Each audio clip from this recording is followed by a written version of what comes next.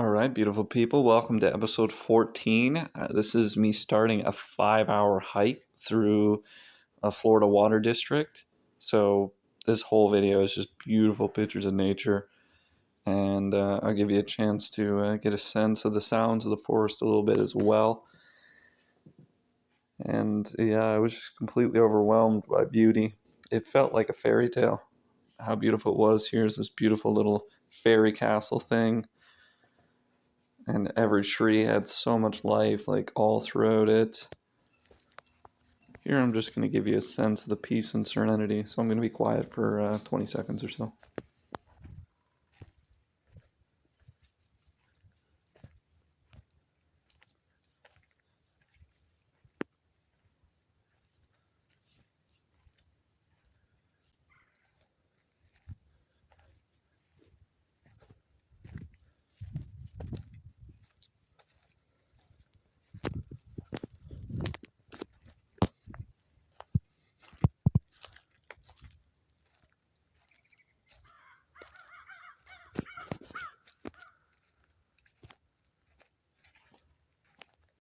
So when I started this hike, you saw the little bit of the snake there. Well, after seeing that, I was walking around for hours with a stick, a knife, and my water bottle. Thankfully, all I really saw was deer. And here I am with the knife and the water bottle in my hand. Here's more of that beautiful nature. So abundant. It was some of the most authentic nature that I experienced on my trip was in this Florida Water District. And even there, animals are intensely trained through their exposure to humans. As I walk later on today, a bird actually gets scared as I approach it's in the treetop, and it actually drops a fish it was eating to the ground. It was like, you gotta at least come back and eat your dinner.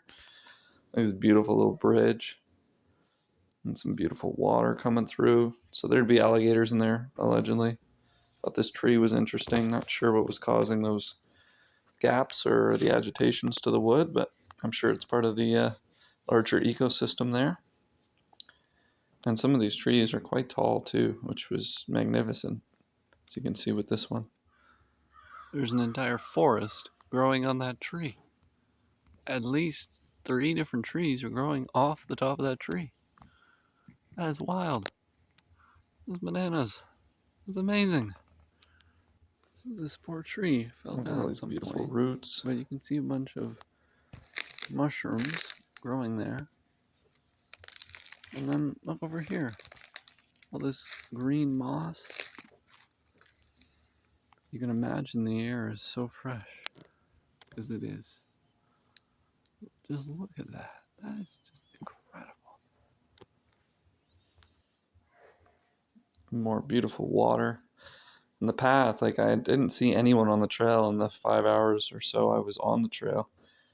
And so there was quite a few areas where I had to get a little lost and then go, oh, I'm definitely not on trail, and then go back and look at the map and all that kind of good stuff. So thankfully I did have a map, because otherwise it would have been very easy to get lost on these trails,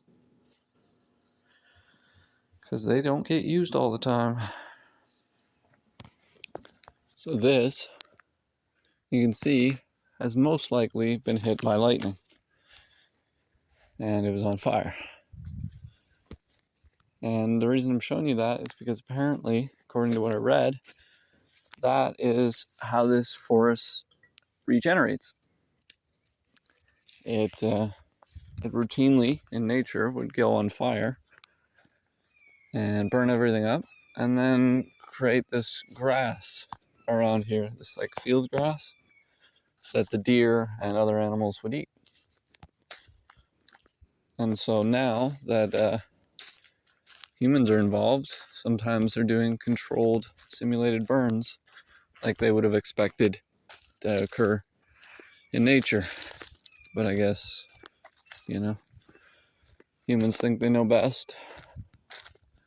And I guess it's easier for them to control fires that nature sets and to use their fires that they set. thought that was all interesting. Much love.